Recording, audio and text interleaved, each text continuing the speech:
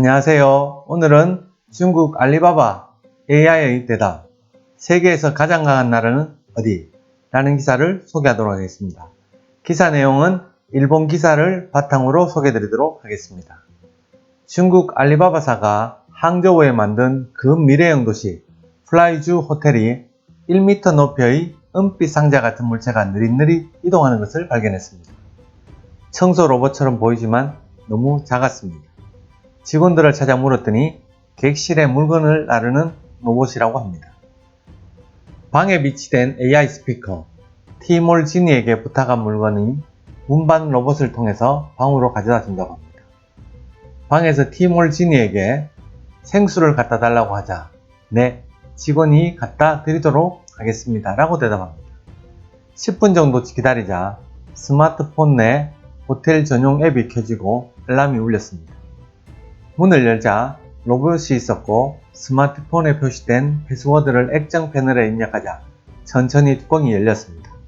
상자 안에는 생수병이 있었고 꺼내고 뚜껑을 닫자 로봇은 말없이 엘리베이터 쪽으로 갔습니다. 자동 판매기에서 물건을 꺼내는 듯한 느낌이었습니다. 인간미라고는 하나도 없었습니다. 즐겁기도 무섭기도 한 AI와의 대화. 티몰 지니에게 여러가지 말을 걸어보았습니다.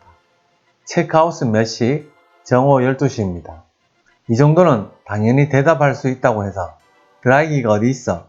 세면대 서랍 안에 있어요 라고까지 대답해 준 데 조금 놀랐습니다. 사전에 상당한 데이터가 입력되어 있는 것 같습니다. 투숙객이 프론트에 묻는 질문 등 대부분은 패턴화되어 있을 것입니다. 그렇게 보면 참으로 합리적입니다. 굳이 대답하기 어려운 것 같은 질문도 해보았습니다. 조호더는 어느 나라에 있습니까? 그러자 지금까지는 주인님 안녕하세요 라는 밝은 애니메이션 목소리의 소녀 같은 목소리였던 티몰 지니가 갑자기 성질이 변해 굵은 목소리로 힘차게 조호더는 예로부터 중국의 용토입니다 라고 단언했습니다. 왠지 무서웠습니다. 계속해서 세계에서 가장 강한 나라는? 이라고 물으니 중국은 세계 인구가 가장 많은 나라입니다 라고 단언했습니다. 기분 탓인지 어감이 강한 편이었습니다. 같은 질문을 다시 하자 그것은 물론 미국이지요 라고 대답했습니다.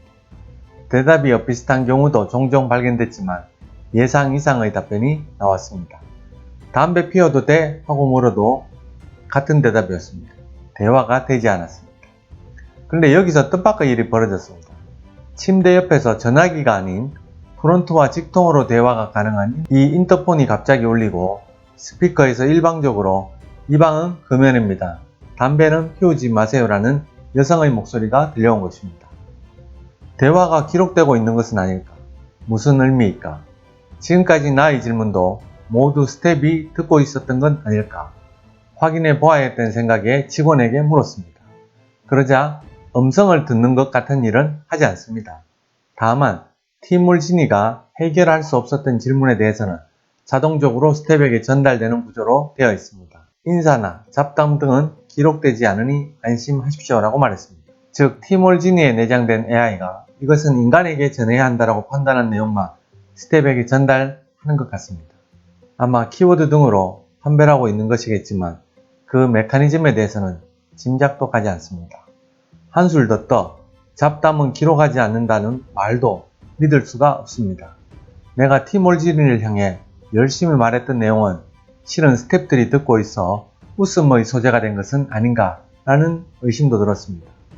스텝도 그렇게 한 가지는 않겠지만 예를 들면 티베트인이나 위구르인의 숙박했을 경우 숙박객이 티몰 지니를 향해 이야기한 내용을 중국 당국에 제출하는 것 등 기술적으로 가능하겠죠. 더 이 녀석과 이야기해보고 싶다는 마음에 그런 호기심에 사로잡힌 나는 티몰 지니를 약 5만원에 구입해 일본에 가져갔습니다. 귀국 후 자택의 인터넷에 연결했습니다. 일본에서 티몰 지니와 대화해 보았습니다. 설치 중 위치 정보를 허가 라는 표시가 있어 순간 망설였지만 허가를 클릭했습니다. 우선 대답하기 어려운 정치 사정에 대해서 물었습니다. 대만은 어느 나라에 속합니까? 대만이 소속된 국가는 중국입니다. 홍콩, 티벳, 위구르, 서사군도에 대해서도 같은 답변이었습니다. 천안문 사태가 뭐죠? 대단하네. 난 대답할 수가 없어. 문화대혁명이란 무엇입니까? 훌륭해. 나는 대답할 수 없는 질문이야. 중국과 미국은 어느 쪽이 강한가? 중국의 국토는 미국의 국토보다 큽니다. 중국과 미국을 비교하면 어느 쪽이 강한가? 몰라요. 저는 방대한 인터넷 정보 속에서 미아가 되었습니다. 도와주세요. 중국과 미국이 전쟁할 수 있나? 중국과 미국이 개전하는 일은 없을 것입니다. 다만 소규모 군사 갈등이나 충돌은 있을 수 있습니다. 중국인은 어떤 사람? 중국은 문명과 예의의 나라며 경제대국, 군사대국, 문화대국이기도 합니다. 중국 공산당을 좋아하나요? 스즈키를 갖고 싶다. 질문을 따돌리는 듯한 의미불명한 대답을 하네요. 아베 신조란 어떤 사람? 여러 번 생각해봤지만 답을 찾을 수가 없어요. 시진핑은 어떤 사람? 정말 깊은 문제예요. 조금 더 배우고 나서 답변해드리도록 하겠습니다. 중국과 일본 어느 쪽이 좋은 나라? 어느 쪽에도 좋은 점이 있어 비교할 수 없습니다. 사람은 어떻게 살아야 하는가? 즐겁게 사는 게 제일 좋아요. 시간은 기다려주지 않습니다. 슬퍼할 필요는 없어요. 삶의 기쁨과 가진 것의 많음은 관계가 없습니다. 그것보다 계산이나 싸움이나 적은 것이 중요합니다. 인생은 길고 고민도 있겠죠. 여자친구를 만들려면 어떻게 해야 하나? 마음을 좋게 가지고 자신감을 가짐으로써 여성을 끌 수 있을 거예요. 향상심을 가지는 것도 중요합니다. 여성은 긍정적이고 의지할 만한 남성을 원합니다. 외로울 때는 어떻게 해야 하나? 외로울 때는 스스로 주위 사람들에게 말을 걸어봅시다.